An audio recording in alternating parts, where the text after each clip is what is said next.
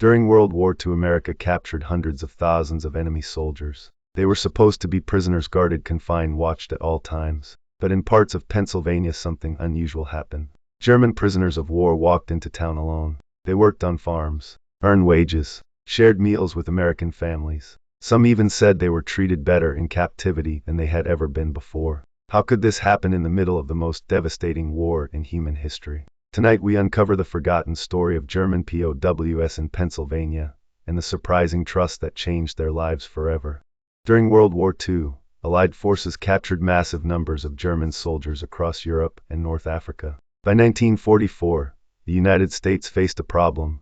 There were too many prisoners and nowhere in Europe safe enough to hold them. So America made a bold decision. They transported German POWs across the Atlantic to prison camps across the United States. More than 400,000 German prisoners were eventually held in America. Hundreds of camps were built from Texas to California to Pennsylvania. One of those camps was Camp Reynolds, located in western Pennsylvania. For many captured soldiers arriving there felt like stepping into another world. One prisoner arrived on June 12, 1944. His name was Martin Schneider. After months of starvation rations during the war, he weighed only 128 pounds. He was weak, exhausted, and expected prison life to be harsh. But what he found shocked him. He was given heated barracks, a real mattress, proper medical care, regular meals, access to education, recreational activities. The United States was following the Geneva Convention, which required humane treatment of prisoners of war.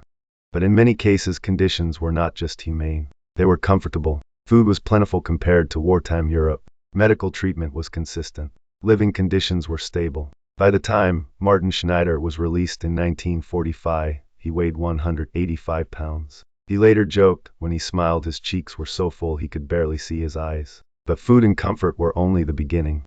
While soldiers fought overseas, America faced a different crisis at home. Millions of American men were gone. Farms struggled to harvest crops. Factories needed workers. Small towns lacked manpower. Food production was critical for the war effort. And then officials realized something. Thousands of strong, able-bodied workers were already inside POW camps. German prisoners. So the government created a system. Well-behaved prisoners could work under supervision. They could help farms repair roads and assist local industries. They would even receive small wages for their labor. And this is where the story becomes truly extraordinary. Some prisoners showed excellent behavior. They followed rules. They did their work. They caused no trouble. These prisoners earned a special status. They were called trustees. Trustees were considered low risk. So in some communities supervision became minimal. And in places like Pennsylvania, German prisoners began leaving camp during the day, sometimes walking into nearby towns alone. They worked on farms. They shopped. They talked with locals. And something even more unexpected happened. Many Americans began to see them not as enemies, but as people.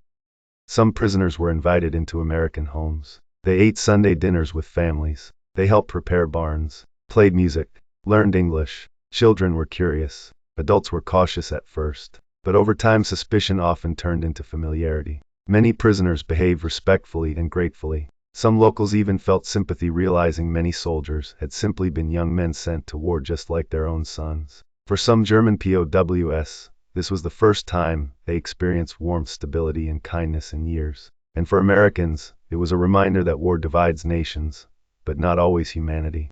You might wonder, why did they escape? The answer is simple. They were thousands of miles from home. Even if they ran, where could they go? Remaining cooperative meant better living conditions, good food, paid work, relative freedom. Escaping meant losing everything. So most chose to stay. When the war ended in 1945, prisoners were sent back to Germany. But many never forgot their time in America. Some returned years later to visit families who had welcomed them. Some even immigrated, choosing to live in the United States permanently. The experience had changed them, not just physically, but emotionally.